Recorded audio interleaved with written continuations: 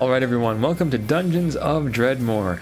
This is a top-down dungeon crawling game that is a traditional roguelike, but it's not strictly a roguelike because you can turn off permadeath, which is kind of cool. It's kind of a neat feature in a game because not everyone is into roguelikes. Sometimes you want just a dungeon crawler, sometimes you're into roguelikes and that's what you're looking for. But the question is this game fun? It's not a brand new game. It's been out for quite a while, well over 10 years. But is it fun? Is it worth looking into? Does it still hold up over time? Let's get into it and check it out. Now you go to new game.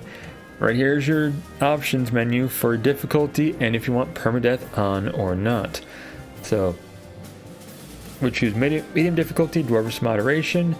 Elves just want to have fun as your easy. Going rogue is for people who want a hard time because losing is fun. I love that description. That is fantastic. That's awesome. And then you also have a no time to grind option. So if you want like shorter floors, so like you kind of get through the game faster if you don't want as long of a game. I'm going to turn off permadeath because again, I am not a huge fan of roguelikes. Some people are, and that's fantastic. Then you can turn it on and you get the game that you want. I just want a regular dungeon crawler experience, so I'm turning it off, and I'm going to keep difficulty medium because I don't want it to be super easy, but I don't want to be like struggling and like bashing my head against the wall because I'm angry at the game basically. So yeah, we're going to just medium difficulty, no permadeath, fantastic. Then you have your skills. You can choose 7 skills. You can do random. You can pick, if you did a roguelike, you can pick like the last character who played as and died. So if you got like sort of a bad RNG experience and you're like, look, I had a decent build, it was working, I just made a misstep and died, you'd be like, you know what, that build again, keep the build, start a new game. Skills, all kinds of skills to choose from weapon skills to ability skills to magic skills to crafting skills. You can create all kinds of characters. You can do like, let's say like melee weapons, armor, buffing magic, and armor skills that you like. Hey, I'm gonna be like a paladin type character, or you can do a straight warrior, or you can do like a mage character, or you can do a stealthy rogue build. It is entirely up to you. You can do like a distance character and focus on throwing or projectile weapons like bow, crossbow and bolts kind of thing. You'll also find vending machines in here that will have supplies for you, including throwing weapons and bolts. That's another thing you can find. So worth exploring these skills, trying different combinations. It also makes a lot of replayability when you have this many skills. You can choose 7, so any combination of 7 of these skills you can try, and you can get a different experience playing the game. So definitely huge replayability in this aspect. So we're gonna choose some skills real quick and then get into the game.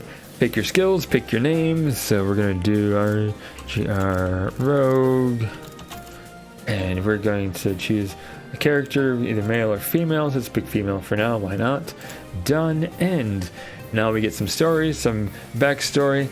Basically, we have to stop the Dark Lord Dredmor, who's been sealed in the depths of the dungeon we're exploring. We have to make it to the bottom of the dungeon, defeat him, and stop him from escaping, freeing himself, spreading his evil across the world. So, into the game itself. It is up to us. We are the adventurer. Unfortunately, the hero is us, so we got to choose that. So you start off and you have to kind of explore to reveal more of the map and more of the dungeons. It's going to be dark wherever you haven't explored, and you have these vending machines you'll find. So you'd be like, oh, do the vending machine. Look, we stole an item. That's part of the thief thing. Is each vending machine we can get like 1 free item from, and then you have other stuff we can buy if we have money.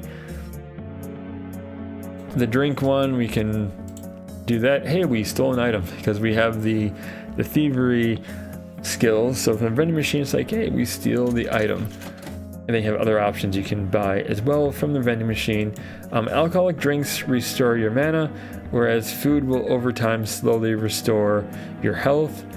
Drinks are also kind of slowly over time, but it's faster than just it restoring on its own. Look at our character. It also will kind of show you where you fall in the 3 classes, would it be like warrior, wizard, rogue. We're a little bit warrior because we do have decent strength because of blacksmithing, which is nice. We also are mostly rogue because we chose a lot of rogue skills, give us a lot of nimbleness, caddishness basically.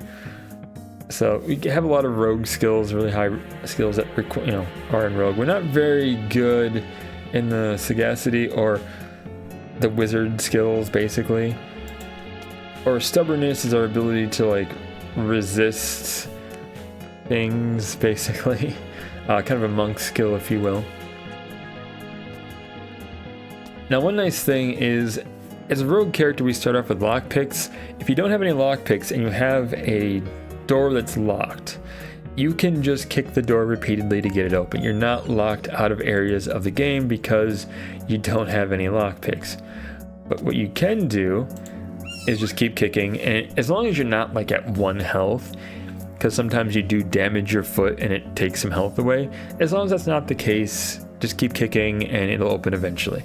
Again, it's a turn-based dungeon crawler, so as you move or take an action, the enemy will also move and or take an action. So keep that in mind. It allows you to kind of do some strategy and be like, hey, kind of want to carefully approach, so I aggro maybe 1 monster and get them away and just do that turn-based combat, because as you attack them, they'll take a turn and attack you. So keep that in mind as you're playing this game. There is a lot of humor in this game with the descriptions on things, on your skills, on enemies, on items. So it is kind of a fun thing to like read the description, see what it says and how it describes things. It is kind of cool, but it's pretty much your standard dungeon crawler fare. You will find various items, various things that you can equip, that you can make yourself. Some things you equip may kind of harm other stats. For example, heavy armor will tend to harm your ability to move and also your ability to, have a large amount of magic. You can also equip things to offset that, but it is definitely something to keep in mind that you are going to want to make sure that you are very careful based on the character you're trying to build, what you're equipping. So you say you find heavy armor, but you're not playing a heavy armor character. Obviously, you all know this. You're not going to want to equip that. So just pick it up, sell it at the shop.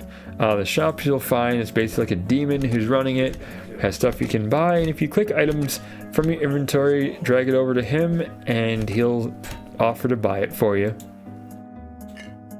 There's all kinds of items you'll find for your different crafting skills, whether it be smithing.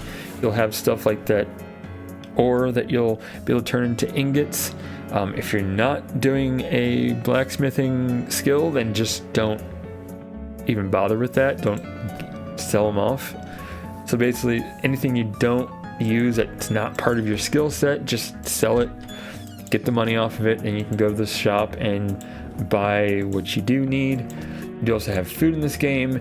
You have traps that you can disarm. As a rogue character, I'm basically very good at disarming traps, so it's fantastic. You get experience from disarming traps. As you gain experience, you will gain levels.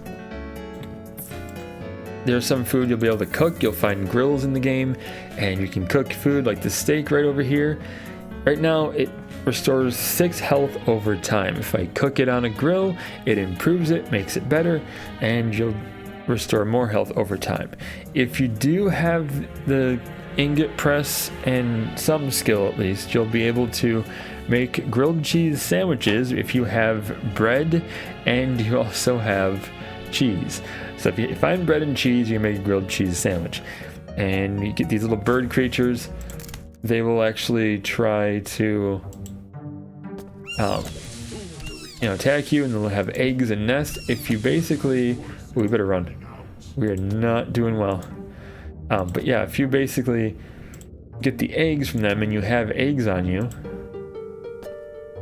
then you'll be able to make omelets. Ooh, it closed the door and it killed us. That's fantastic. As opposed to moving that square, it closed the door for us. We died. So what happens when you die is basically you will be given a tombstone. It will say, "Rip, here lies so-and-so," gives you a title, the War Master of Aether, killed by losing all her health on level 1. Your score, 228. So one thing, if you are not playing as a roguelike, save often. If you are playing as a roguelike, you'll get this score. It'll kind of compare it to your other runs that you'll have a score when you click on the next screen, and that'll be the game. So basic combat right here. Does play on the Steam Deck. It does take a little bit of doing to play it on the Steam Deck. It's a little complicated, but it's manageable. I've been playing it on the Steam Deck. I have a game going on there right now, and it works. Overall, this game is fun. It's an enjoyable time. It's relaxing. It can be frustrating if you forget to save, or if you're playing as roguelike, because again, if you die, you lose a bit of progress, and you're like, ah. So not much more than usual. Just make sure you save often if you're not playing as a roguelike, and that'll kind of solve that issue. But yeah, this game is really cool. I like it. I really enjoy it. It's a fun time. If you enjoy roguelikes, absolutely buy this game. If you enjoy dungeon crawlers and just want a nice dungeon crawler that you don't have to play as a roguelike, buy this game. It's not that expensive, $7.99 US for this game, and you have some DLC if you want to buy that.